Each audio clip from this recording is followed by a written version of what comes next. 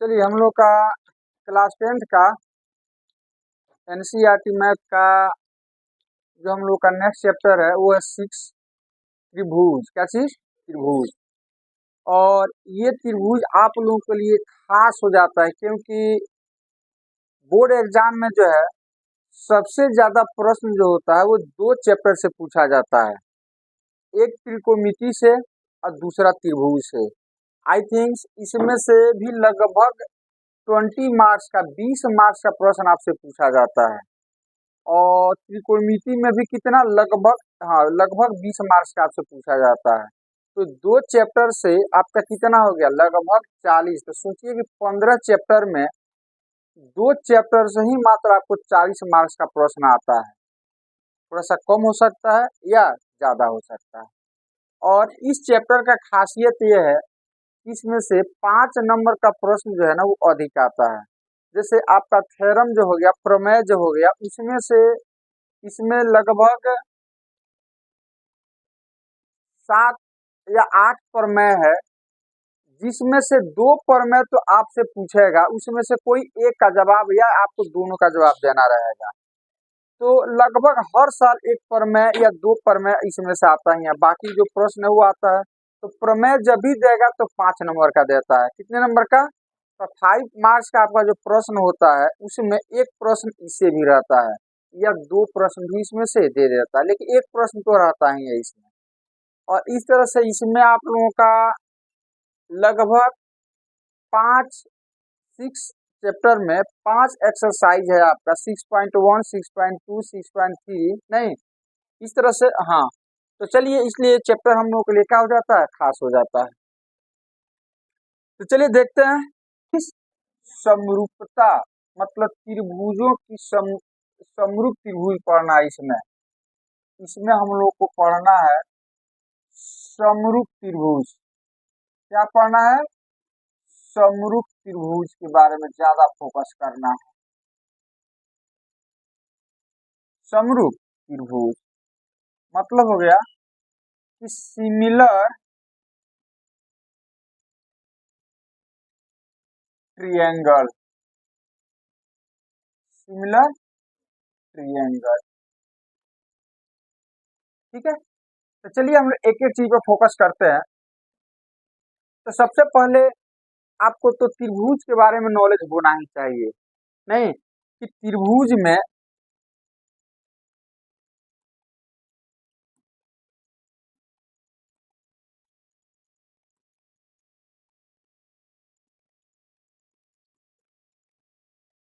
जो बेसिक चीजें हैं वो आपको नॉलेज होना चाहिए। सबसे पहले तो आपको त्रिभुज के बारे में पता होना चाहिए।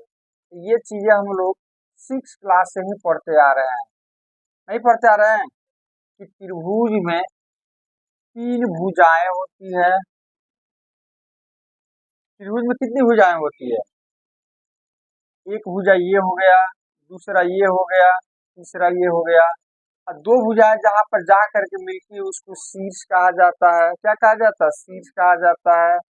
ए बी सी, ये सब भुजाएं हो गई। क्या हो गई? तो इसमें 3 भुजाएं हो गई, 3 भुजाएं। तो भुजाएं कौन कौन हो जाएगी? ए बी, बी सी और ए सी चाहे सी ए। जैसे ए बी कहें या बी ए कहें एक ही चीज हो गया, नहीं। उसके अलावा इसमें कोण, एंगल,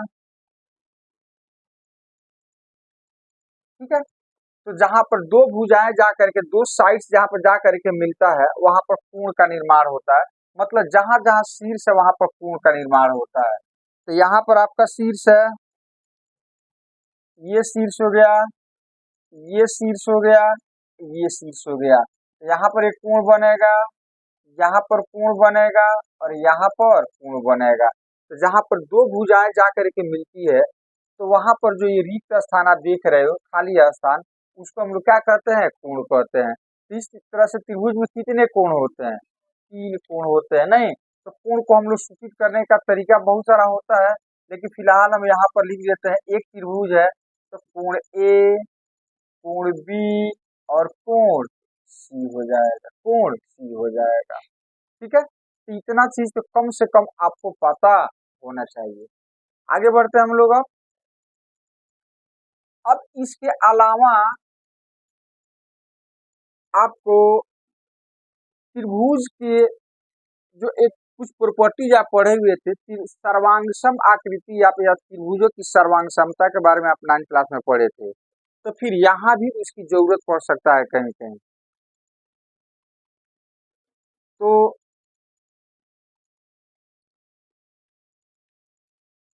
सर्वांगसम त्रिभुज, कौन सा त्रिभुज?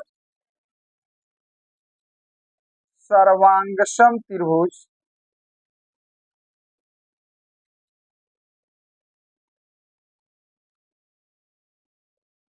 Congruent triangle, congruent triangle, congruent triangle, ये भी हम लोग 9th क्लास में पढ़ चुके हैं। तो सबसे पहले यहाँ पर हम बात करते हैं, त्रिभुज की बात न करके हम बात करते हैं कि आपका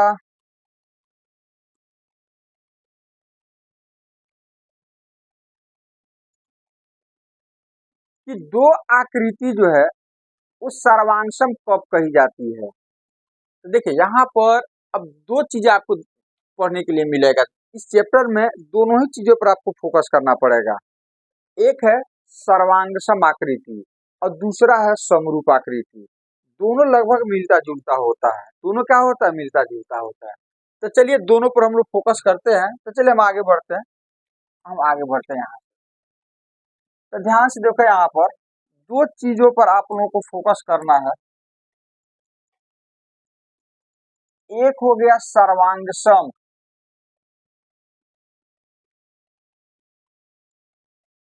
आकृतियां, सर्वांगसम आकृतियां, और दूसरा हमारा हो जाएगा समरूप आकृतियां।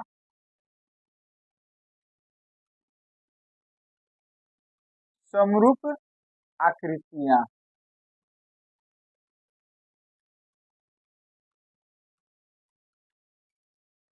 कॉन्ग्रुएंट फिगर्स, क्या कहते हैं इसको?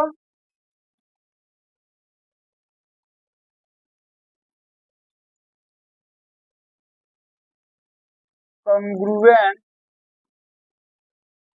फिगर्स। और ये हो जाएगा सिमिलर,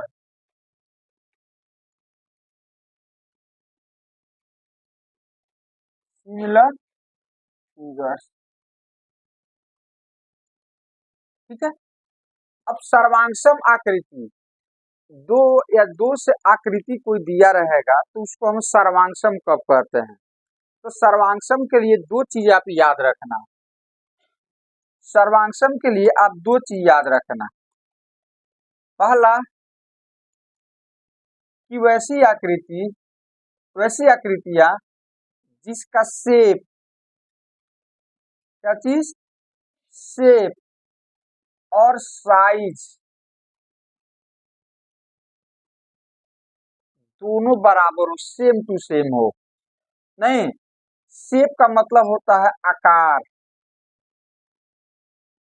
क्या चीज? आकार। और साइज का मतलब होता है अमाप या माप, जिसको हम एरिया कहेंगे। अमाप से मतलब हमारा एरिया से हो जाएगा, क्षेत्रफल से हो जाएगा। किसे हो जाएगा? क्षेत्रफल से हो जाएगा। साइज से मतलब क्या हो जाएगा? एरिया, क्या चीज? एरिया।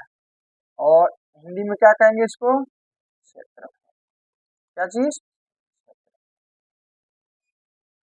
अब ध्यान से देखो, दो आकृति जिनका आकार और माप, जिनका शेप एंड साइज सेम हो, क्या चीज हो? सेम हो, तो कंडीशन हो गया, कंडीशन हो जाएगा कि दो आकृतियां दो आकृतियां दो आकृतियां सर्वांगसम कब कही जाती है? दो आकृतियां सर्वांगसम सर्वांगसम कही जाती है, सर्वांगसम कही जाती है यदि यदि पहला उनका सेम शेप हो। शेप क्या होना चाहिए? हाँ, तो सेम शेप होना चाहिए, सेम शेप होना चाहिए, सेम शेप होना चाहिए। मतलब आकार क्या होना चाहिए?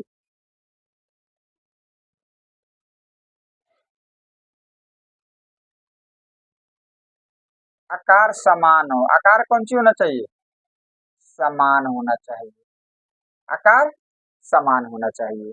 और दूसरा दूसरा उनका माप भी सेम होना चाहिए, मतलब same size, same size, same size. मतलब साइज क्या होना चाहिए? समान होना चाहिए। साइज मीन्स माप, माप जो है वो समान होना चाहिए। तो हम कहेंगे कि ये दोनों आकृतियां जो है वो कौन सी है? सर्वांगसम है। क्या चीज है? तो दो आकृतियां को हम समान सर्वांगसम कब कहेंगे? कंग्रुएंट कब कहेंगे? दो आकृति जिसका शेप एंड साइज सेम होना चाहिए। शेप एंड साइज क्या होना चाहिए? सेम होना चाहिए। तो वैसी आकृति जिसका शेप एंड साइज सेम हो उसको हम कहते हैं सर्वांगसम आकृतियां। क्या कहते हैं? सर्वांगसम आकृतियां। अब हम बात करते हैं समरूप। तो समरूप के लिए ध्यान से देखो, यहाँ पर समरूप के लिए क्या शर्त है कि समरूप के लिए तो आकार तो सेम होना चाहिए,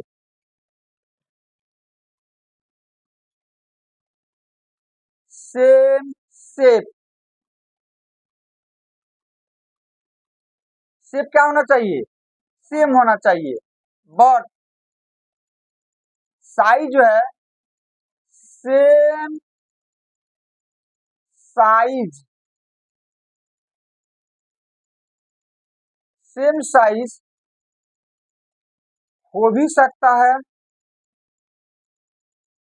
हो भी सकता है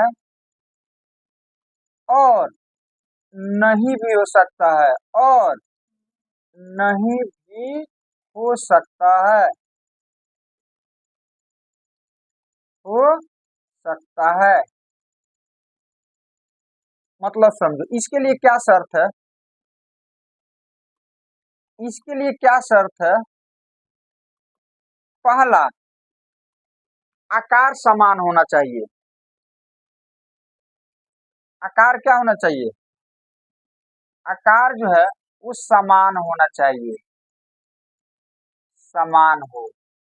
और और दूसरा क्या चीज कि साइज समान हो भी सकता है और नहीं भी हो सकता है। साइज मतलब माप समान हो भी सकता है, हो भी सकता है और न भी हो सकता है, और न भी हो सकता है, हो सकता है। तो दोनों में क्या अंतर है? जल्दी से बोलो, दोनों में क्या अंतर है? ध्यान से देखो, इसमें क्या अंतर है कि ये दोनों शर्त का होना जरूरी है कि सेम शेप, आकार भी सेम होना चाहिए और साइज भी सेम होना चाहिए। इसमें क्या है? आकार सेम रहे, साइज छोटा बड़ा रहे चलेगा, आकार क्या होना चाहिए? सेम होना चाहिए। तो उसको हम समरूप कह सकते हैं। लेकिन सर्वांगसम में क्या है? आकार तो सेम होना ही चाहिए, साइज भी सेम होना चाहिए। साइज भी क्या होना चाहिए? तो उसको हम कहेंगे सर्वांगसम। क्या चीज? सर्वांग। जैसे मान लो, कुछ एग्जाम्पल हम ले रहे हैं यहाँ पर।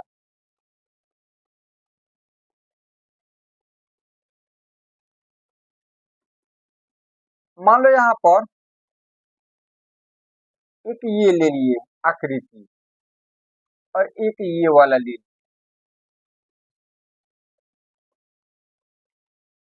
अच्छा, सेकंड नंबर में एक हम ले लेते हैं ये त्रिभुज, और दूसरा वाला ले लेते हैं ये त्रिभुज। अब ध्यान से देखो, मान लो ये वाला साइड आपका 2 है, ये है 3 सेंटीमीटर, ये है 4 सेंटीमीटर, और ये भी है 2 सेंटीमीटर, ये भी है 3 सेंटीमीटर, और ये भी कितना 4 सेंटीमीटर। ये दूसरा आकृति हो गया। अब इस आकृति की हम बात करते हैं, तो इन दोनों आकृतियों को हम सर्वांगसम बोलेंगे क्या? देखो, दोनों सर्व संतुष्ट होना चाहिए, सेम शेप, आकार सेम होना चाहिए। तो इसका आकार सेम है, तो जो आकार सेम नहीं है तो फिर हमें माप देखने की जरूरत ही नहीं है। नहीं, तो इसका मतलब हो गया कि ये सर्वांगसम नहीं है। अब इसका देखो, आकार सेम है, ये भी त्रिभुज, ये भी त्रिभुज। अच्छा, एरिया सेम है, सेम साइज भी सेम होना चाहिए, तो बिल्कुल साइज सेम है, क्योंकि इसकी प्रत्येक भुजा इसके प्रत्येक भुजा कौन सी है, बराबर है।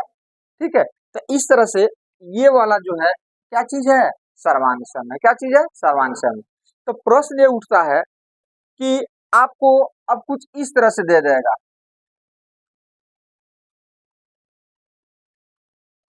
एक त्रिभुज ये दे देगा और दूसरा त्रिभुज आपको ये दे देगा,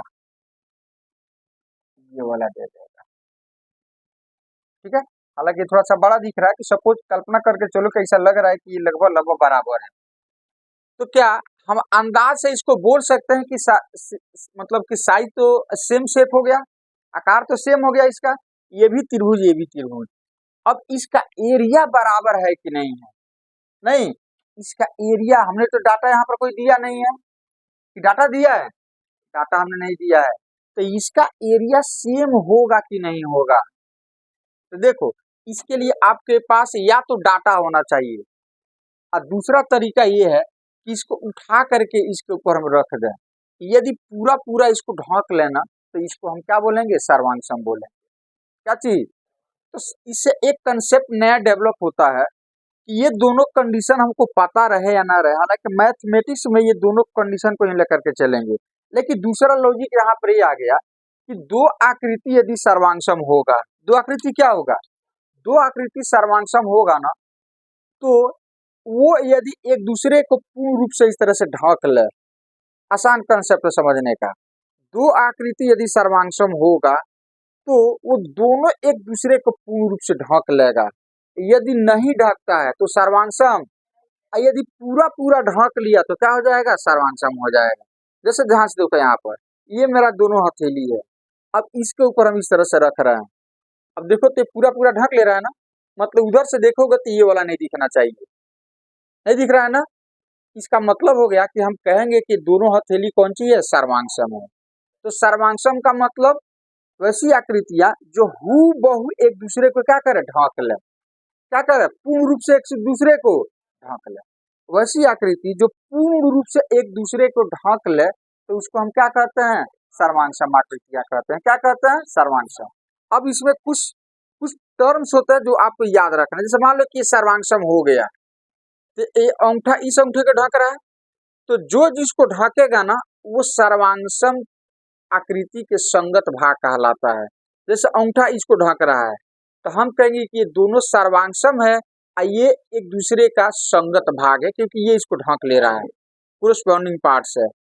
अरे समझ में, देखो यहाँ पर सर्वांगसम है, ये सर्वांगसम है। अच्छा, तो ये इसको ढक रहा है, तो इसको संगत भाग कहेंगे। ये इसको मिडिल फिंगर ढक रहा है, तो क्या कहेंगे, इसको सर्वांगसम भाग। ये इसको ढक रहा है, तो क्या कहेंगे, इसको सर्वांगसम भाग। ये इसको ढक रहा है, तो क्या कहेंगे, इसको सर्वांगसम भाग कहेंगे। तो यदि दो आकृति सर्वांगसम हो, तो उसके जो संगत भाग होते हैं वो हमेशा बराबर होते हैं, छोटा बड़ा नहीं होगा। अरे सर्वांगसम होगा तो पूर्ण रूप से ढकेगा, तो जो जिसके ऊपर जाएगा वो कौन सा भाग कहलाता है, संगत भाग कहलाता है। और संगत भाग हमेशा क्या होता है, तो इसी को हम बोलते हैं इंग्लिश में सीपी सीपी। क्या बोलते हैं, सीपी। जैसे मान लो ये इसको ढक ले रहा है, तो हम कहेंगे ना ये दोनों बराबर है। तो कहाँ से आया ये, सीपी सीटी से। कहाँ से आया, सीपी सीटी से आया। Corresponding parts of congruent triangle, CP, CP shortcut में कहा जाता है इसको, याद रहेगा। तो चूंकि ये चीजें हम लोग 9th क्लास में पढ़ करके आए हैं, नहीं तो ज्यादा डिटेल्स में हम लोग नहीं जाएंगे, नहीं तो बहुत टाइम लग जाएगा हम लोग को। तो अब प्रश्न ये उठता है कि इसको उठा करके इस पे हम ढकेंगे, तो ढकेंगे तो ये काट काट करके ना यहाँ पर ढकना पड़ेगा। तो मान लो दो आकृति आता है बोर्ड में आपका और पेपर पर रहेगा, तो दोनों को काट करके, एक दूसरे को काट करके ढकिएगा तो पता चल जाएगा। तो क्या ढकिएगा तो फिर आपका ये उचित रहेगा, कहाँ कहाँ काट करके ढकते रहिएगा, पता चलेगा पेजे काट काट करके ढक ले रहे हैं, तो फिर वो कॉपी आपका कैसे चेक होगा, तो पॉसिबल नहीं है। इसीलिए हमारे मैथमेटिशियन ने कुछ रूल बताया हमें, जिसको हम सर्वांग समता का नियम कहते हैं। तो सर्वांग समता का नियम कहते हैं मतलब कि अब हम बात करते हैं त्रिभुज का, किसकी बात करते हैं, त्रिभुज का, कि दो त्रिभुज जो है सर्वांगसम कब होता है। देखो ये आकृति के बारे में था, आकृति कोई भी हो सकता है, लेकिन यहाँ पर जो हमारा 9th क्लास में या 10th क्लास में जो पढ़ना है ना, वो ज्यादा हम लोग को मतलब ज्यादा का हमें त्रिभुज पे ही फोकस करना है। मतलब जो भी आकृति हमें दिया रहेगा, क्या दिया रहेगा, त्रिभुज दिया रहेगा, ट्रायंगल दिया रहेगा। तो अब हम बात करते हैं कि दो त्रिभुज सर्वांगसम कब होता है, उसका कुछ रूल होता है कि नहीं, कुछ शर्त होते हैं, कुछ कसौटियां होती है, कुछ प्रतिबंध होते हैं, कुछ रूल होता है। तो आप लोग 9th क्लास में इसके लिए 4 या 5 रूल पढ़े हुए हैं। कितने रूल पढ़े हुएगा, तो सर्वांगसम त्रिभुज का हम आकृति अब नहीं बोलेंगे, आकृति हम नहीं बोलेंगे। तो हम यहाँ पर बात करें कि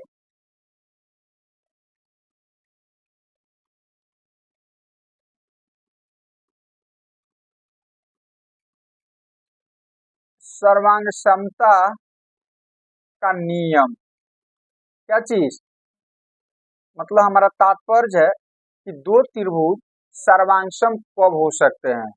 तो पहला हम लोग शर्त पढ़े हुए थे कि एस ए एस सर्वांग समता का नियम। दूसरा हम लोग पढ़े थे ए एस ए। तीसरा हम लोग पढ़े हुए थे ए ए एस, इसी का रूप है, इसी का ये रूप है ये वाला। और एस एस ए, और पांचवा पढ़े थे आप लोग आर एच एस। तो दो त्रिभुज दिया हुआ हो, उस सर्वांगसम कब होगा, तो इसके लिए हमारे पास इन पांचों में से कोई एक शर्त पूरा हो जाता है, तो हम कहेंगे कि वो दोनों आकृतियां क्या चीज है, सर्वांगसम। क्या चीज है, मतलब दोनों त्रिभुज क्या चीज है, सर्वांगसम। ठीक है, तो चलिए ये चीजें हम पढ़ करके आए हैं। हमारा मेन टॉपिक्स है ये वाला, आ रहा सर में। अब ध्यान से देखो यहाँ पर, अब इसी को हम लेकर के आगे बढ़ते हैं। अपने पास दो त्रिभुज है इस तरह से,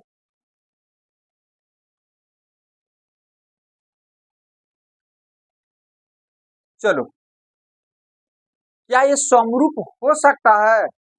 समरूप का क्या शर्त है, पहला आकार समान हो, ये भी त्रिभुज, ये भी त्रिभुज, छोटा बड़ा उसे कोई मतलब नहीं, आकार क्या होना चाहिए, समान होना चाहिए। तो हाँ भाई इसका आकार कौन सी है, समान है, तो ये समरूप हो सकता है। मतलब ये समरूप, फिलहाल ये समरूप है, क्या चीज है, समरूप है। फिर आपसे कोई कहता है कि ये समरूप है, एक आकृति ये हो गया और एक आकृति ये हो गया, ये हो गया, क्यों नहीं है, इसमें 3 भुजा, उसमें क्या चीज है, क्या चीज है, 4 भुजा। तो समरूप होने के लिए आगे बढ़ते हैं हम। तो यहाँ पर अब हम इसे कुछ रिजल्ट निकालते हैं, ध्यान से देखो। फिलहाल हमारा जो रिजल्ट है वो बहुभुज के ऊपर है। दो बहुभुज,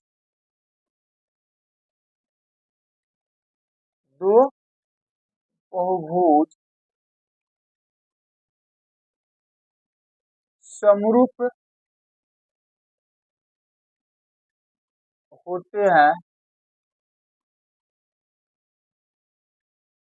यदि, क्या चीज, यदि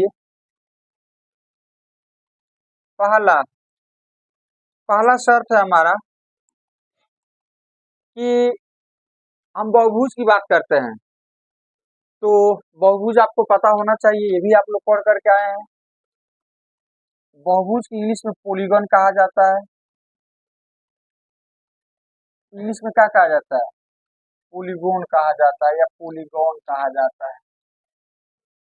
नहीं, तो पॉलीगॉन जो है दो शब्द से मिलकर के बना है। एक हो गया पोली और एक हो गया गॉन। नहीं, तो पोली का मतलब हो गया बहुत,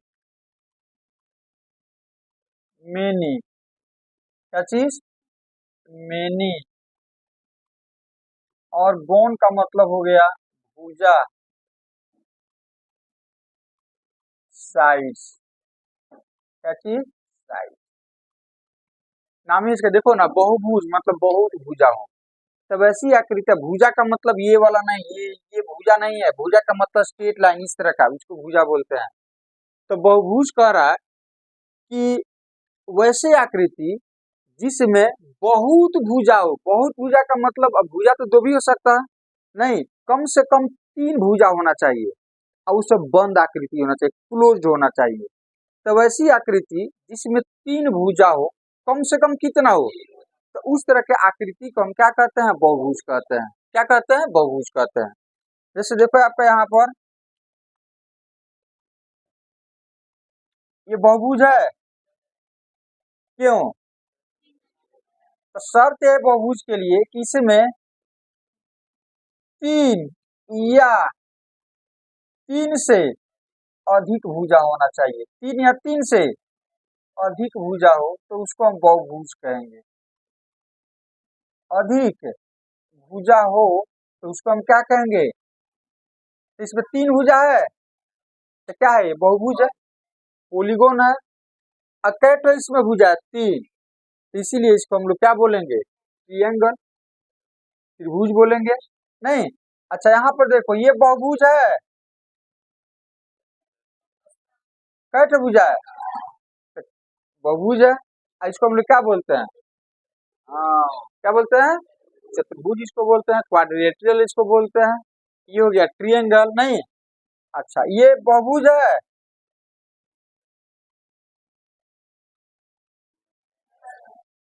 कैट भुजा है तो पंचभुज हो गया ये। नहीं, क्या हो जाएगा? पंचभुज हो जाएगा।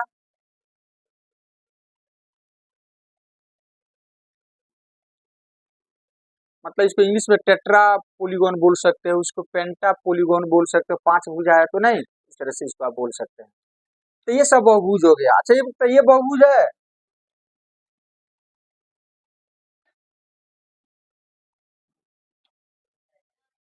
नहीं है कि देखो ये तो भुजा है, ये तो भुजा है, स्ट्रेट लाइन है, भी स्ट्रेट लाइन, लेकिन स्ट्रेट लाइन थोड़े ना है।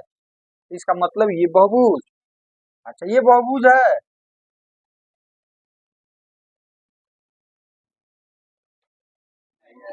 क्यों? बंद नहीं है, बंद नहीं, क्लोज्ड होना चाहिए। क्या होना चाहिए? क्लोज। तो मेरे ख्याल से बहुभुज के बारे में आप लोग समझ गए कि बहुभुज किसको कहते हैं। बहुभुज किसको कहते हैं। तो अब कह रहा है कि दो तो बहुभुज दिया रहे, तो दोनों बहुभुज समरूप कब होगा? तो समरूप होने के लिए पहला शर्त एग्जाम में आता है। पहला शर्त यह है कि भुजाओं की संख्या बराबर होना चाहिए। भुजाओं की संख्या कितना? तो पहला शर्त यह है कि दो भुजाओं की संख्या क्या होना चाहिए? पहला शर्त यह है कि भुजाओं की संख्या बराबर हो। भुजाओं की संख्या, भुजाओं की संख्या हाँ, बराबर हो, समान हो। दूसरा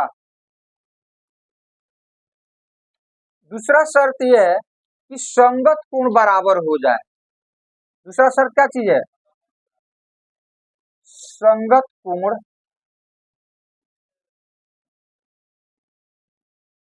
बराबर हो।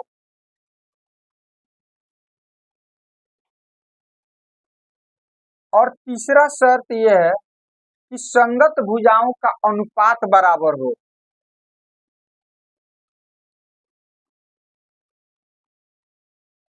संगत भुजाओं का, भुजाओं का अनुपात बराबर हो। अनुपात बराबर हो, जिसको हम संगत भुजाएं समानुपाती हो बोलते हैं, अनुपात बराबर हो। और इसी को हम लोग बोल सकते हैं कि संगत भुजाएं समानुपाती हो। तो आई थिंक वो लैंग्वेज आपको समझ में नहीं आएगा, लेकिन जल्दी समझ में आ जाएगा कि संगत भुजाओं का अनुपात बराबर हो। तभी कहोगे सर ये क्या लंबा चौड़ा भाषण दे दिए आप, अभी तो बोल रहे थे, अभी तो आप बोल रहे थे कि ये दो तो त्रिभुज है मान लो, है कि नहीं, तो आप बोले थे कि आकार सेम हो तो समरूप हो जाएगा, आकार सेम है समरूप हो जाएगा। अच्छा देखो यहाँ पर आकार सेम है, आकार सेम है तो समरूप हो जाएगा। तो फिर इतना सारा झंझट क्यों दे रहे हो, आकार समान का मतलब भुजाओं की संख्या समान हो तो आकार से मतलब भुजाओं की संख्या यदि बराबर हो जाए, मतलब इस समझो, मतलब आकार यदि सेम हो तो समरूप हो जाएगा। इसके पहले में यही ना बताए थे। और आप इतना तीन तीन शर्त आप दे रहे हैं, तो देखो आकार वो तो समझाने के लिए, कौन चीज, एक ही चीज जो हम लोग पढ़ते हैं, जैसे 9th क्लास में भी आप न्यूटन का नियम पढ़े हैं, आगे भी जाइएगा तो न्यूटन का नियम पढ़िएगा, लेकिन वहां पर जाइएगा तब कहा जाएगा नहीं जो 9th क्लास में पढ़े हैं, है कि नहीं, तो ये चीज पढ़ाया गया, लेकिन इसका आगे आप यहाँ पर आपको उसमें कुछ जो है चीजों को छोड़ना पड़ेगा, यहाँ कुछ नया चीज आपको सीखना है कि नहीं, तो उसका आगे डिटेल्स में और बताया जाएगा। तो वो चीज हम फिलहाल आपको दिमाग में डालने के लिए कि अचानक कोई पूछे कि समरूप है तो कोई आकार से महासमरूप है, तो है मत बोलना, हो सकता है क्या करेंगे छोड़ देंगे, हो सकता है ऐसा बोलेंगे हम, ठीक है। तो ये समरूप, अब हम कह रहे हैं कि कोई जरूरी नहीं है कि ये समरूप ही हो, भले ही दोनों का आकार सेम हो, भले ही ये दोनों का आकार सेम है, लेकिन ये समरूप हो भी सकता है। और तो मैथमेटिशियन ने इसके लिए हमें कुछ रूल बताया कि समरूप कब होगा, तो उसने कहा कि दो बहुभुज दिया हुआ हो, दो बहुभुज के समरूप होने के लिए ये तीन शर्त ढूंढना, यदि तीनों शर्त वहां पर संतुष्ट हो जाता है तब उसको कहना कि हाँ समरूप है। ऐसे मत कहना, ऐसे मत कहना, आ रहा समझ में। तो चलो अब एक एग्जाम्पल लेकर के हम आपको बताने की कोशिश करते हैं, एक एग्जाम्पल लेते हैं, अब आपको क्लियर हो जाएगा कि क्यों ऐसा बोल रहे हैं। एक एग्जाम्पल लेते हैं,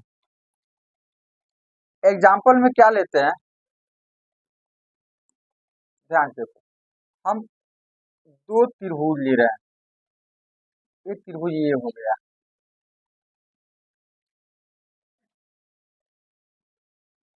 और दूसरा त्रिभुज हम ये ले ले रहे हैं, नहीं टेढ़ा मेढ़ा हो गया नहीं, चलो समझने के लिए तो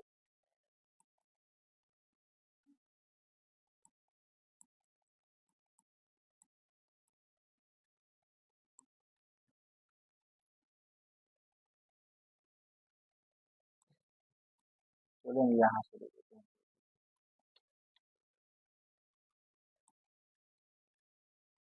एक त्रिभुज हम यहाँ से ले लेते हैं, ये वाला हो गया, और एक त्रिभुज जो है यहाँ, ठीक है। अब इस सबका नाम दे देते हैं, क्या देते हैं, नाम, और नाम इसका नाम दे देते हैं ए बी सी, और इसका नाम दे देते हैं डी ई एफ। अब यहाँ से आपका मैथमेटिक्स स्टार्ट होता है, ठीक है, चीजों का असर समझिएगा। अब ध्यान से देखो, ये भुजा को हम मान लेते हैं 2 सेंटीमीटर, इसको हम मान लेते हैं 3 सेंटीमीटर, ठीक है। और नहीं इसको आप मान लो क्योंकि डायग्राम के हिसाब से थोड़ा सा अल्टर हो जा रहा है, बड़ा है ना है? तो इसको मान लो 4 सेंटीमीटर, और इसको मान लेते हैं 2 सेंटीमीटर, ठीक है। अच्छा अब इसको हमारे ध्यान से देखो, अब इसको भी कुछ मान लेते हैं,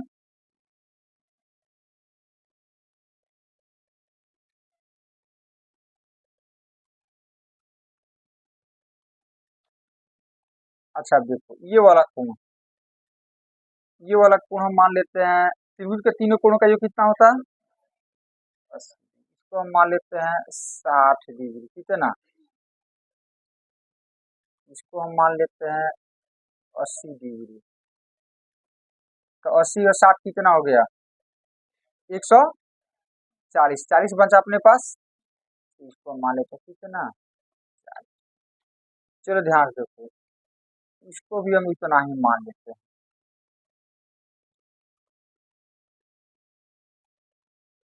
मान लेते हैं। चलो अब हम बात करते हैं कि ये दोनों समरूप है क्या, प्रॉपर्टीज के आधार पर, इसके आधार पर तो देखेंगे कि जो हमारा शर्त है वो फुलफिल हो रहा है कि नहीं यहाँ पर। तो हम यहाँ पर कंडीशन को देखेंगे और टिक लगाते जाएंगे। पहला शर्त क्या चीज है कि भुजाओं की संख्या बराबर है, इसमें भी 3, इसमें भी 3। हाँ भाई, पहला शर्त कौन सी है, संतुष्ट है, ठीक है। अच्छा, अब हम देखते हैं संगत कोण। अब कहोगे सर संगत का मतलब क्या होता है, तो इसमें आपको एक काम करना है। संगत का कोण का मतलब, हालांकि आसानी से यहाँ पर दिख भी जाता है, संगत कोण का मतलब हो गया इसके तीनों कोण इसके तीनों कोण के बराबर आ जाए। तो संगत कोण कैसे हम ये करते हैं, जैसे इसमें कोई एक कोण बराबर है उसको आप पता कर लो। चलो मान लेते हैं कि ये इसका ये 60 है और इसका ये 60। अब इसके क्लॉकवाइज में या एंटी क्लॉकवाइज में घूमो, तो 60 से हम ऐसे घूम करके आ रहे हैं, तो 60 के बाद इधर क्या मिलेगा, इसमें भी ऐसे घूम करके आएंगे, इसमें क्या मिलेगा, 40। तो देखो, तो इधर से घूम कर आ रहे हैं, इसमें भी 40 और इसमें भी कौन चीज, इसका मतलब इसका दूसरा कोण भी कौन सी है, बराबर है। अच्छा, तब इसी का संगत क्या हो जाएगा, एफ, सी का संगत। और ए से क्लॉकवाइज में घूम करके सी पर पहुंच रहे हैं और डी से क्लॉकवाइज में घूम करके एफ पर पहुंच रहे हैं, तो इसका मतलब सी का संगत कौन हो गया, एफ। तो दोनों बराबर होना चाहिए। तो देखो, तो ये भी 40, ये भी 40। अच्छा, अब इसमें क्या करते हैं, अब इधर से घूम करके हम ऐसे आ जाते हैं और इधर से घूम करके, तो ई का संगत कौन हो गया, बी, या बी का संगत कौन हो गया, ई। तो ये दोनों भी क्या होना चाहिए, बराबर होना चाहिए। तो देखो, तो ये भी 80, ये भी 80 बराबर है, मतलब इसके संगत कोण कौन सी है, बराबर। तो दूसरा शर्त भी क्या हो गया, संतुष्ट हो गया, दूसरा शर्त भी। अब हम बात करते हैं कि संगत भुजाओं का अनुपात। तो एक चीज बताओ, एसी का संगत कौन हो जाएगा, ए डी एफ। देखो ना, अब संगत का मतलब इसे समझो, ये जाकर इसको ढाका, जाकर ढकेगा, तो ए किसके ऊपर जाएगा, डी के ऊपर, और सी किसके ऊपर, तो स्वाभाविक एसी का संगत कौन होगा, डी एफ। अरे ढके ना ढके पूर्ण रूप से, लेकिन एसी किसके ऊपर जाएगा, डी एफ के ऊपर जाएगा। तो एसी का संगत कौन हो गया, तो ये संगत भुजा का अनुपात, तो एसी का संगत डी एफ हो गया, तो एसी बाई डी एफ निकालते हैं। संगत भुजा का अनुपात एसी का संगत, ये दोनों का अनुपात निकालते हैं, कितना आता है, तो हम निकालते हैं एसी बाटा डी एफ। एसी का मान देखो कितना है और डी एफ का मान, तो कट करके 1/2 आ जाएगा। अच्छा, अब इसमें बताओ बीसी किसके ऊपर जाएगा, देखो ना बीसी का संगत कौन हो गया, अरे 80 डिग्री और 40 डिग्री के बीच का भुजा, तो 80 और 40 के बीच का भुजा इसमें कौन है, ईएफ ही है ना। तो ऐसे भी देखो ना, डायग्राम तो बना ही दिए हैं, ईएफ का संगत कौन हो गया, बीसी, मतलब बीएस, बीसी का संगत ईएफ।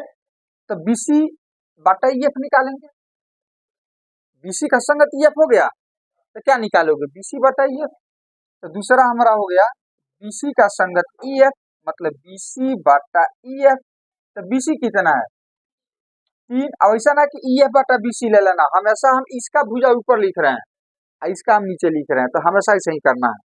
तो हो जाएगा बीसी कितना है, तो 3 बटा बराबर कितना। अच्छा, अब बताओ इसका ए बी का संगत कौन होगा, डी। अब तो ए बी और डी ही ना बच गया, तो ए बी का संगत कौन होगा, तो ए बी बटा डी, तो 4/8, तो 1/। तो देखो, तो संगत भुजा का अनुपात बराबर आ गया, इसका भी मान 1/2। तो यहाँ से एक कंक्लूजन निकलता है कि एसी बाटा डी एफ का मान वही है जो बीसी बाटा ई एफ का है, और इसका मान भी वही है जो ए बी बाटा, तीनों का मान सेम है, संगत भुजा का अनुपात भी 1/2 है, ये दोनों संगत भुजा का अनुपात भी 1/2 है, ये दोनों संगत भुजा का अनुपात, ये दोनों संगत भुजा का अनुपात भी कौन सी है, तो हम क्या कहेंगे कि संगत भुजाओं का अनुपात बराबर है। तो तीसरा शर्त भी क्या हो गया, संतुष्ट हो गया। इसका मतलब हो गया कि अब हम कहेंगे 100% ये दोनों आकृति कौन सी है, समरूप। तो समरूप के लिए क्या चाहिए, पहला शर्त क्या चीज है, दो बहुभुज त्रिभुज की हम बात नहीं कर रहे हैं, हम यहाँ पर क्या लिखे हैं, बहुभुज। तो दो बहुभुज, दो पॉलीगॉन समरूप होगा यदि उनकी भुजाओं की संख्या समान हो, संगत कोण बराबर हो, संगत भुजाओं का अनुपात बराबर हो, तो हम कहेंगे ये दोनों त्रिभुज क्या होगा, मतलब दोनों बहुभुज क्या होगा, समरूप होगा, दोनों बहुभुज समरूप होगा। याद रहेगा। चलो एक एग्जांपल और लेते हैं।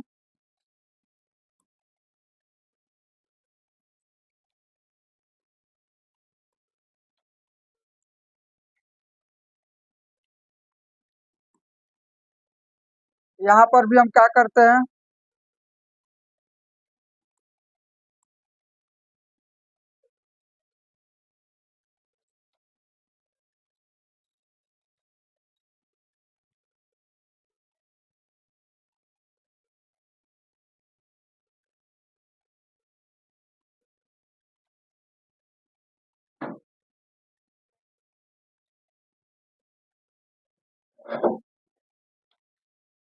दो त्रिभुज अपने पास आ गया नहीं। अब हमें पता करना है ये दोनों त्रिभुज है समरूप है क्या, तो पहले नाम दे देते हैं, A B C D E F, ठीक है। अब ये भुजा हम ले लेते हैं 2 सेंटीमीटर, इसको हम ले लेते हैं 4 सेंटीमीटर, और इसको ले लेते हैं 5 सेंटीमीटर, नहीं इसको हम ले लेते हैं 4 सेंटीमीटर, इसको हम लेते हैं 8 सेंटीमीटर, और इसको लेते हैं 10 सेंटीमीटर, ठीक है। अब कोण लेते हैं, ध्यान देखो यहाँ पर, इसको हम ले लेते हैं 70 डिग्री, कितना 70 डिग्री, इसको हम ले लेते हैं 80 डिग्री, ये कितना बच गया, 30, ये ना होगा। अच्छा, अब इसको हम ले लेते हैं 70 डिग्री, इसको हम ले लेते हैं 30 डिग्री, और इसको हम ले लेते हैं 80 डिग्री। अब हमें पता करना है कि दोनों जो है त्रिभुज समरूप है क्या, ठीक है। तो चलो देखते हैं कंडीशन, शर्त, 3 शर्त बताए थे ना। पहला, भुजाओं की संख्या बराबर हो, हाँ है, इसमें भी 3, इसमें भी। चलो दूसरा, संगत कोण बराबर हो, तो संगत कोण का क्या रूल बता, कोई एक कोण जो है ना बराबर ढूंढ लेना, कोई एक कोण को जो बराबर है उसको पकड़ो। चलो ए और डी को हम पकड़ लेते हैं, नहीं चलो भाई तुम ही को हम मुखिया बना देते हैं, इसको और इसको मुखिया बना देते हैं, ये वाला कोण को और ये वाला कोण को हम मुखिया बना देते हैं। अब या तो इसके क्लॉकवाइज में चलो या एंटी क्लॉकवाइज में चलो, कैसे चले जल्दी से बोलो, क्लॉकवाइज में तो ऐसे चलेंगे, एंटी क्लॉकवाइज में तो ऐसे चलते, तो हम चलते हैं अब एंटी क्लॉकवाइज में, तो एक बाद हमको सी मिलेगा, इसमें डी के बाद क्या मिलेगा, तो इसका इसका सी का संगत कौन हो गया, एफ, तो दोनों बराबर होना चाहिए। दूसरा शर्त क्या है, संगत कोण बराबर होना चाहिए, तो कोण सी का संगत कौन हो गया, एफ, तो दोनों बराबर होना चाहिए।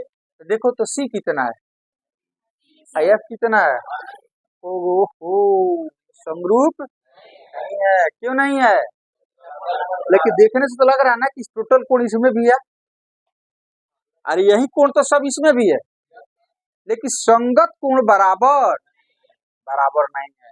या इधर से आओगे एंटी क्लॉकवाइज में तो बी मिलेगा, इधर आओगे तो क्या मिलेगा, ई, तो बी का संगत क्या हो गया, ई, तो बी और ई बराबर होना चाहिए।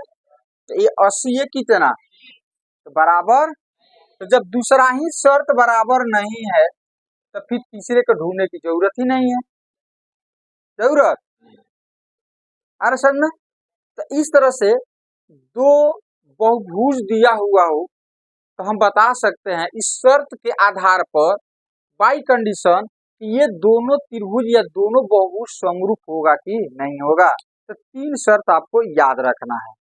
3 शर्त आपको, एक तो भुजाओं की संख्या बराबर ढूंढ लेना है, दूसरा उसके संगत कोण बता दिया, आइडिया कैसे लेना है, इसमें से कोई एक कोण बराबर हो उसको पकड़ लेना और उसके एंटी क्लॉकवाइज में घूमना या क्लॉकवाइज में मूव करना और उसके बाद से देखना जो संगत भाग वो बराबर है कि नहीं है।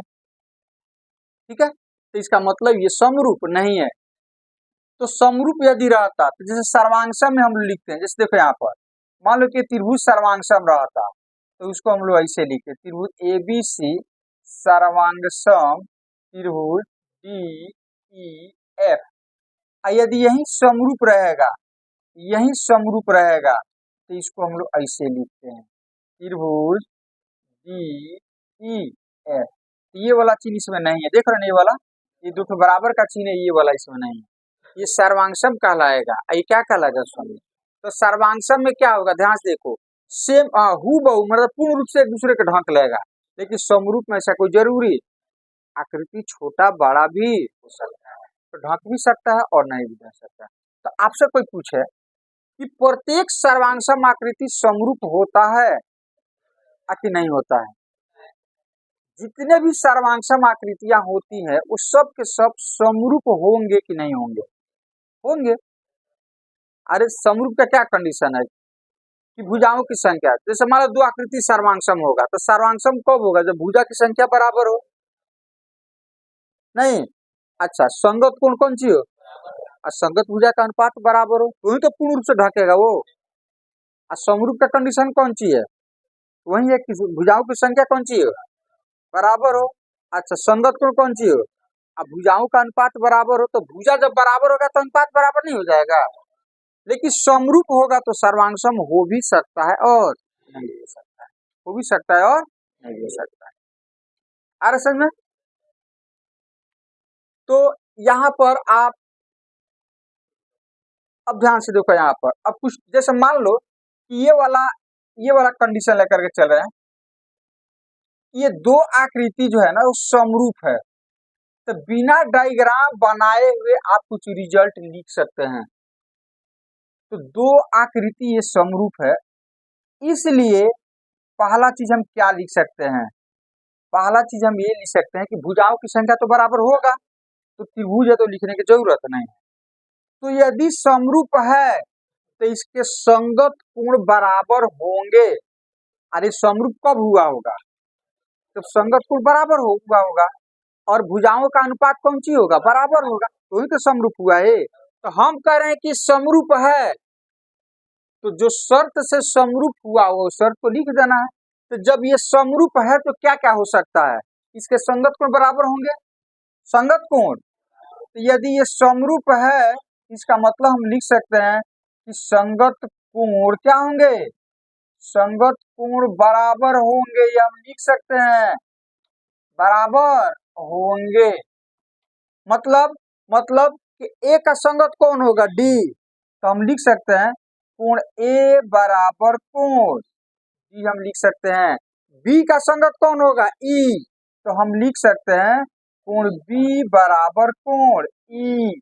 और सी का संगत, तो कोण सी बराबर कोण एफ हम लिख सकते हैं। कब? जब ये समरूप होगा, तो ये रिजल्ट हम कभी भी लिख सकते हैं। आ रहा समझ में ना? ये कभी भी लिख सकते हैं। दूसरा क्या लिख सकते हो? दूसरा संगत भुजाओं का अनुपात क्या होगा? बराबर होगा, तो संगत भुजा का अनुपात बराबर होगा। तो देखो अब संगत भुजा इसमें कैसे, भुजा में क्या होता है देखो, मान लो कि हमने ये लिख दिया, अब एक भुजा है तो इसका नाम देना पड़ेगा ना, तो नाम कैसे देते हैं? अंत, अंत जो है यहाँ पर, अंत यहाँ पर कह रहा है तो इंड पॉइंट का कुछ नाम दे देते हैं। जैसे इसका नाम ए दे दे, इसका नाम बी दे दे, तो इसको हम बोलेंगे ए बी रेखाखंड या ए बी भुजा। जब वही त्रिभुज में आ जाएगा तो इसको भुजा बोलेंगे, तो इसको हम ए बी भुजा बोलेंगे। तो भुजा का नाम देने के लिए क्या एक पॉइंट का होना चाहिए कि इंड पॉइंट का नाम लेकर चलते हैं? इंड पॉइंट का। तो मान लो हम कहते हैं कि ये दोनों त्रिभुज समरूप है, तो इसके संगत भुजा का अनुपात बराबर होगा। तो ए बी का संगत कौन होगा? जल्दी से बोले, इसका संगत कौन होगा? ए बी, तो ए बी का संगत डी, ए बी का संगत, भुजा में दो इंड पॉइंट होता है ना, तो ए बी का संगत कौन होगा? डी। तो ये दोनों का अनुपात क्या होगा? बराबर। तो हम लिखेंगे कि भाई यदि ये क्या कहते हैं समरूप है, तो A B by D, A B का संगत कौन हो गया? डी। अच्छा, अब बी सी का संगत कौन होगा? E F. इसका भी अनुपात ले लेते हैं, तो जाएगा B C by E F. और ए सी का संगत कौन होगा? देखो ना, ए और सी छूट गया ना जोड़ा में, तो ए सी का संगत कौन हो जाएगा? D F. तो जाएगा ए सी बाई एफ। तो ये दोनों त्रिभुज यदि समरूप है, तो ए बी का संगत डी, बी सी का संगत ई एफ और ए सी का संगत डी एफ, तो संगत भुजा का अनुपात क्या होगा? बराबर होगा। ये क्या होगा? बराबर होगा। कब? जब ये समरूप होगा तब।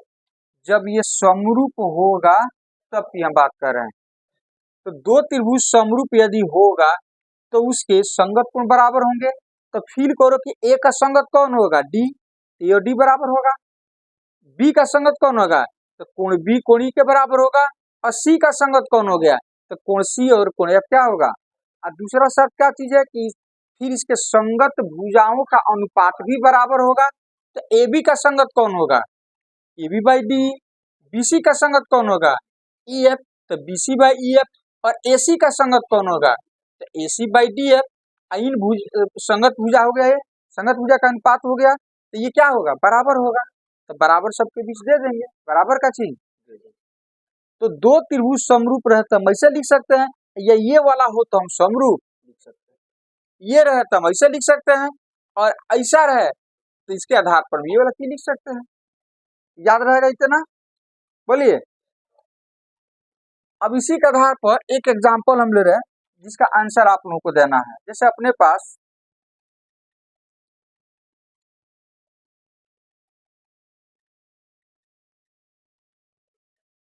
ए B C D E F, ठीक है।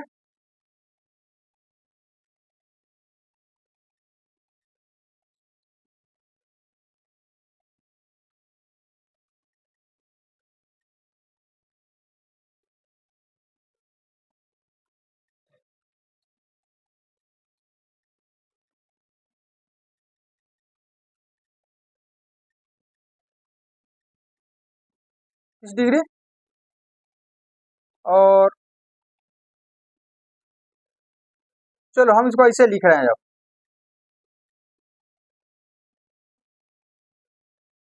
अब मान लेते हैं कि दोनों त्रिभुज समरूप है। त्रिभुज ए बी सी समरूप त्रिभुज डी ई एफ। तो चलो, कोण सी कोण एफ का मान कितना होगा? जल्दी से बोलो। 30 डिग्री।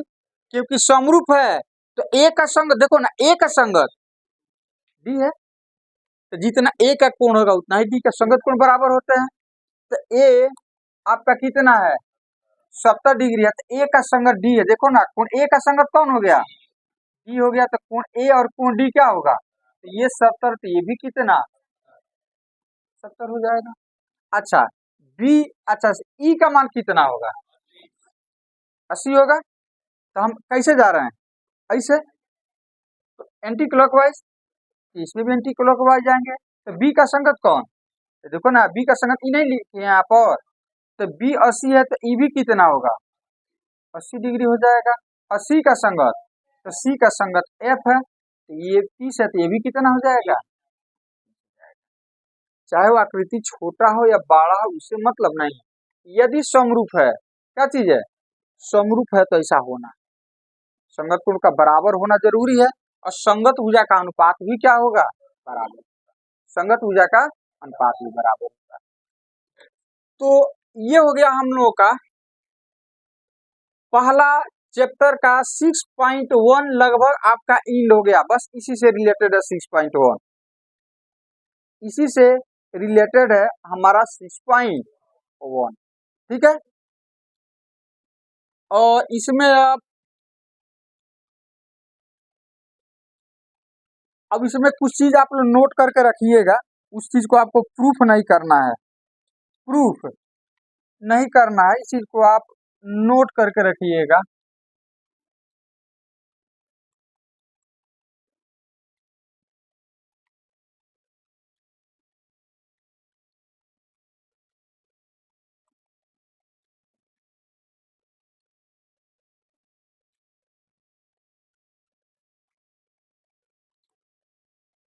ध्यान से देखो, पहला आगे हम लोग प्रूफ करेंगे इस चीज को कि दो समबाहु त्रिभुज हमेशा समरूप होते हैं। यदि दो ठो समबाहु त्रिभुज रहे ना तो उसको प्रूफ करने की जरूरत नहीं है, डायरेक्ट लिखेंगे कौन सी है, समरूप।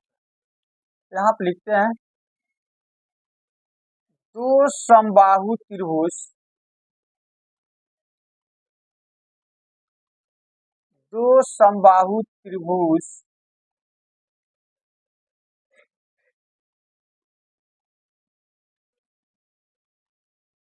हमेशा क्या होते हैं, समरूप होते हैं, हमेशा समरूप होते हैं। ठीक है। दूसरा, दूसरा आप याद रखिएगा कि दो वर्ग जो होता है वो हमेशा समरूप होता है। दो वर्ग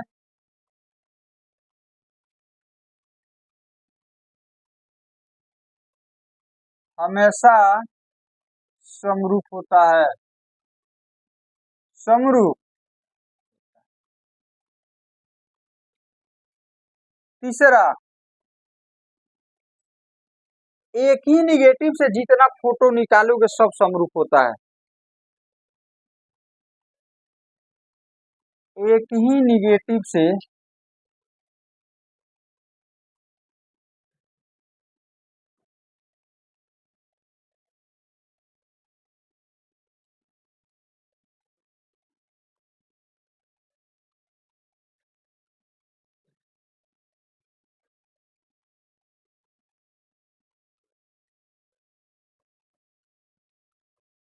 सभी फोटो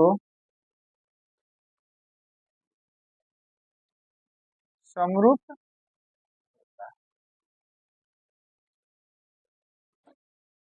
चौथा, वृत्त जो होते हैं हमेशा समरूप होते हैं,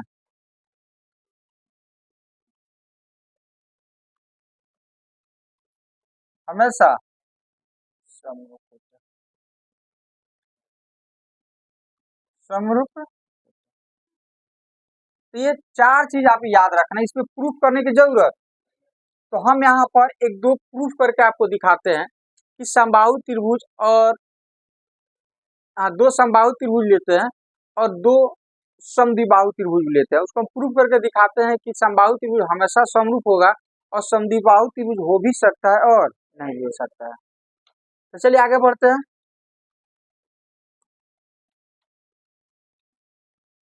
अब यहाँ पर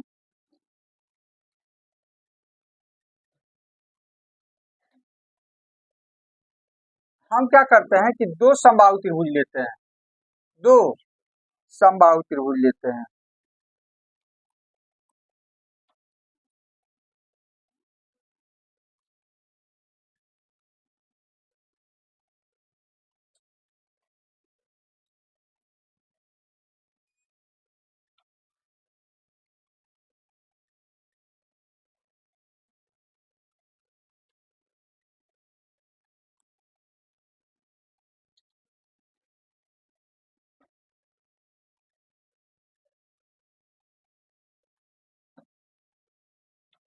नाम दे देते हैं,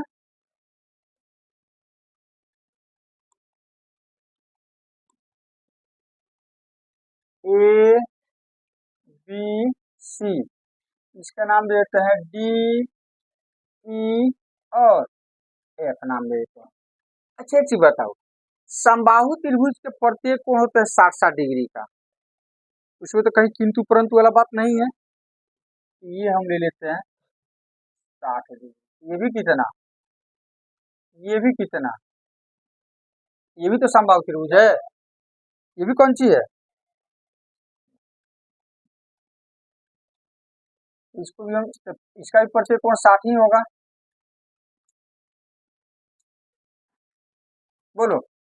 अच्छा, इसका भुजा क्या मान, अब भुजा भी क्या होता है, सब बराबर होता है, तो इसकी भुजा बोलो हम क्या मान लें, चलो मान लेते हैं 4 सेंटीमीटर। ये हो जाएगा 4 सेंटीमीटर, ये भी 4 सेंटीमीटर, ये भी 4 सेंटीमीटर। इसका भुजा बड़ा है नहीं, तो इसका कुछ 4 सेंटीमीटर ज्यादा ले लेते हैं, क्या ले लें, 8 8 8 सेंटीमीटर, 8 होगा। तो हम नहीं कर रहे हैं, समबाहु त्रिभुज का एक प्रॉपर्टी जो होता है कि सभी भुजाएं बराबर होती है, और समबाहु त्रिभुज छोटा हो या बड़ा हो, प्रत्येक कोण उसका 60 ही होता है। आ समझ में, तो ये भी 8 होगा, ये भी क्या होगा, 8 होगा। अब चलो हम लोग जो समरूप के जो नियम हम याद रखे, तो उसको देखते हैं कि यहाँ पर पालन हो रहा है क्या। तो चलो देखते हैं कंडीशन। फर्स्ट, भुजाओं की संख्या बराबर है।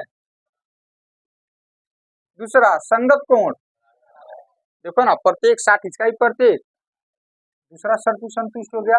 और संगत भुजा का अनुपात, तो संगत का मतलब समझ जाओ, ए और डी एक बराबर है, तो दोनों को पकड़ लेते हैं। अब इधर से हम चलते हैं, इधर से आएंगे तो ए भी मिलेगा, ऐसे क्या मिलेगा, डी।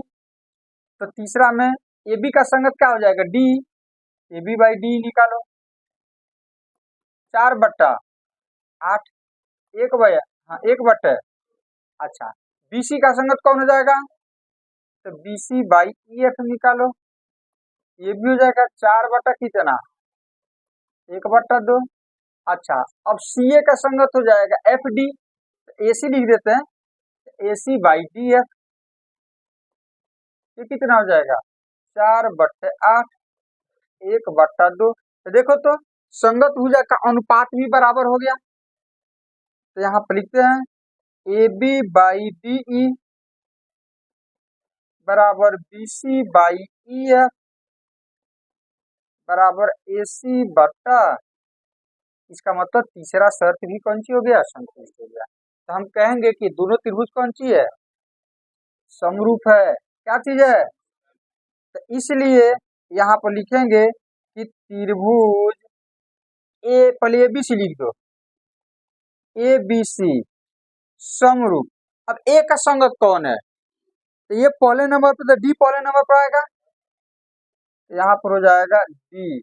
अच्छा, बी का संगत कौन है, ई, तो बी दूसरे नंबर पर, तो ई दूसरे नंबर पर आएगा।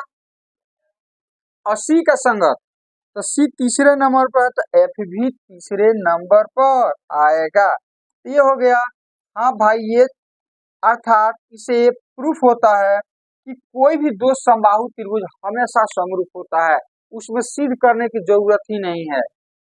अब हम क्या करते हैं कि ये दो समबाहु त्रिभुज हो गया, दो, ये दो समबाहु त्रिभुज हो गया।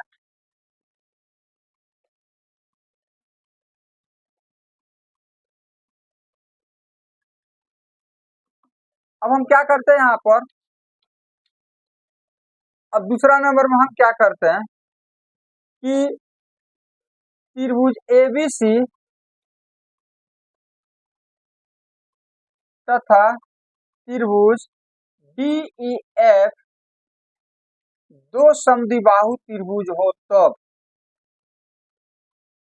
दो समद्विबाहु त्रिभुज हो तब,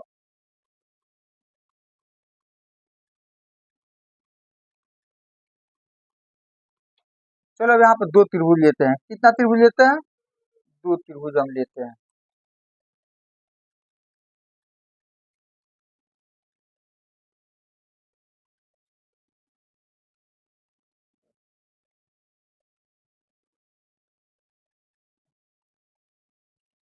ये दो समबाहु त्रिभुज हो गया नहीं,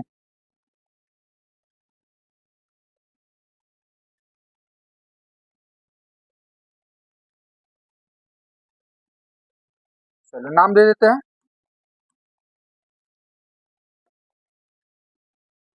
इसका नाम A B C D E F.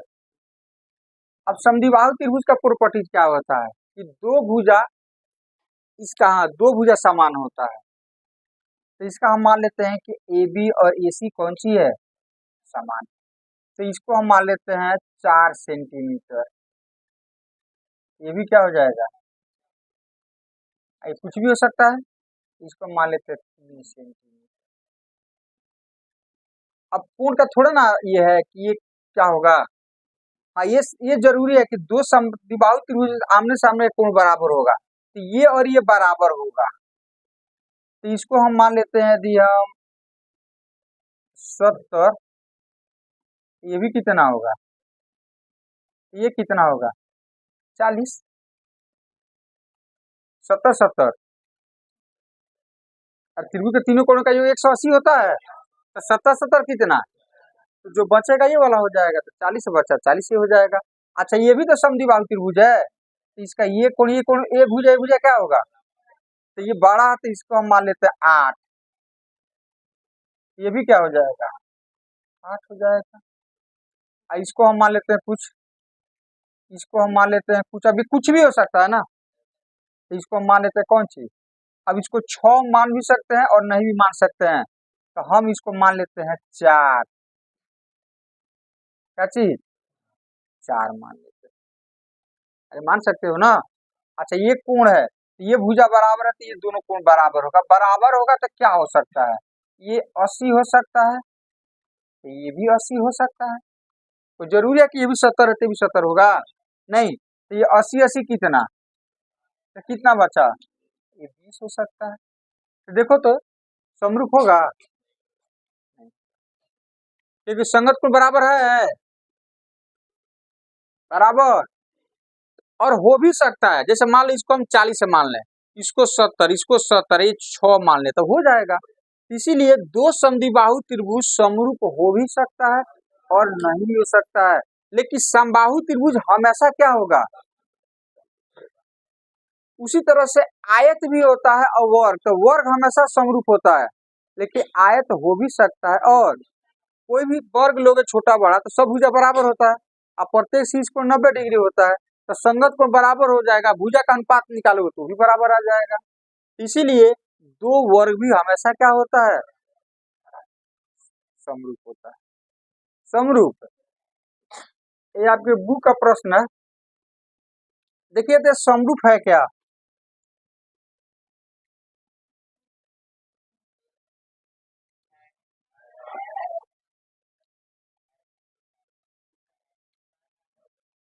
ध्यान से देखो यहाँ पर, पहले एक कोण को पकड़ो, ठीक है, ये बराबर है ना, तब पहले इसको और इसको पकड़ो, ये दोनों बराबर है। अब इसके एंटी क्लॉकवाइज में चले कि मतलब क्लॉकवाइज में कि एंटी क्लॉकवाइज में, तो डी के बाद क्या मिलेगा, तो सी का संगत कौन हो जाएगा, हाँ, तो देखो यहाँ पर कोण डी बराबर कोण, भुजाओं की संख्या तो बराबर है, अच्छा सी भी बराबर है, किसके बराबर, सी का संगत कौन होगा, आर, ये भी दोनों बराबर है, नहीं, अच्छा अब इसके बाद से क्या मिलेगा, ये वाला नहीं मिलेगा, तो इसके बाद से कौन मिलेगा, ये वाला, तो बी का संगत कौन हो गया, तो देखो तो बराबर है, ये भी बराबर है। अच्छा उसके बाद से हाँ, तो पी ए का संगत ये हो जाएगा, तो बराबर है। अब तो इसका मतलब दूसरा शर्त संतुष्ट है, संगत कोण कौन सी हो गया, बराबर हो गया। अब संगत भुजा का अनुपात है, देखो तो देखो डीसी का संगत एस आर, इधर चला है तो ये वाला भुजा का संगत यही वाला भुजा ना होगा, तो भुजा का अनुपात लेते हैं, तो डीसी बटा एस आर, तो डीसी कितना है और एस आर कितना कटेगा, ओ ये 4.8 है, ये 4.8 है, नहीं तो जाएगा 4.8, कितना बार में, कौन भाई, हाँ 24 गुना 48 होता है। अच्छा बीसी का संगत कौन होगा, जल्दी से बोलो, बीसी का संगत आर क्यू, तो बीसी बटा आर क्यू चाहे क्यू हुआ, तो बीसी कितना है और आर क्यूब कितना है 5.0। तो देखो ये भी होगा 1/2। अच्छा अब देखो इसका ए बी हो गया बी सी हो गया। अब ए बी का संगत कौन होगा? तो देखो तो अनुपात बराबर है कितना, ए बी कितना है 1 पॉइंट, और पी क्यू ये भी कट जाएगा 1/2 ही होगा 1 बाई, और पी एस का सॉरी ए डी का संगत हो जाएगा पी एस, तो ये भी हो जाएगा 1/2। तो संगत कोण बराबर है, संगत भुजाओं का अनुपात बराबर है, तो इसका मतलब कि ये दोनों क्या होगा समरूप होगा। दोनों क्या हो जाएगा समरूप हो जाएगा। कोई दिक्कत? आगे बढ़े।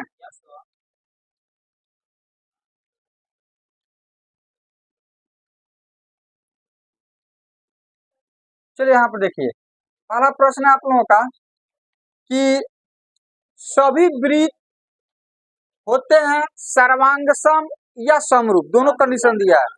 सर्वांगसम का मतलब थोड़ा है कि सभी वृत्त, तो वृत्त छोटा बड़ा कुछ भी हो सकता है, तो सर्वांगसम हो भी सकता है और नहीं भी हो सकता, लेकिन समरूप तो होगा। तो कौन इसमें सही हो जाए, क्या भरिएगा समरूप भरिएगा, इसमें क्या भरिएगा समरूप। आगे बढ़ा जाए। चलिए नेक्स्ट, सभी वर्ग समरूप होते हैं, तो ये वाला इसमें आ जाएगा। सभी त्रिभुज समरूप होते हैं, कौन समद्विबाहु की समबाहु, तो समबाहु इसमें आ जाएगा। भुजाओं की संख्या समान वाले दो बहुभुज समरूप होते हैं, मतलब भुजाओं की संख्या समान है तो दो बहुभुज समरूप होते हैं यदि उनके संगत कोण, तो इसमें क्या हो जाएगा ये वाला, इसमें भरा जाएगा बराबर हो, इसमें क्या आ जाएगा समानुपाती, समानुपाती। अब कह रहा है निम्नलिखित युग्मों के दो दो भिन्न भिन्न उदाहरण दे समरूप आकृतियां, तो दो तो समबाहु त्रिभुज दे दीजिएगा, और ऐसी आकृति जो समरूप नहीं है डायग्राम बना देना, तो एक वृत्त बना देना, एक इच्छा करे तो एक वर्ग बना देना, वर्ग बना नहीं हो जाएगा। हाँ आकृतियां मतलब दो आकृति रहेगा तभी ना तुलना करोगे समरूप है कि नहीं है। अच्छा अब कर बताइए कि निम्नलिखित चतुर्भुज समरूप है या नहीं, समरूप है कि नहीं। आगे बढ़े, इसमें कोई दिक्कत? चलिए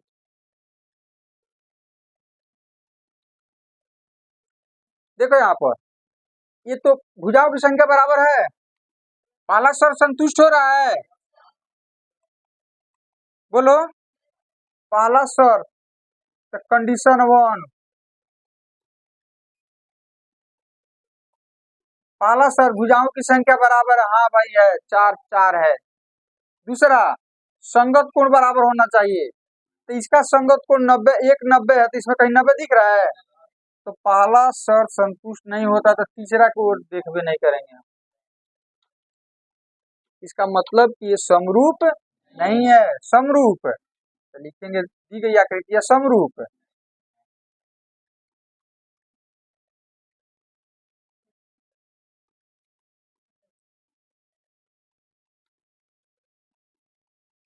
समरूप नहीं है, समरूप।